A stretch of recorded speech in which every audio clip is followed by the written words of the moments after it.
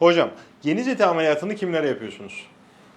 Evet, geniz eti ameliyatını genellikle çocukluk yaş grubunda uyguluyoruz. Genelde 4 yaş civarındaki çocuklarda bu ameliyatı yapıyoruz. 0 yaşından ileri yaşlara kadar bu ameliyatlar yapılabilir. Ameliyatı genelde iki nedenle yapıyoruz.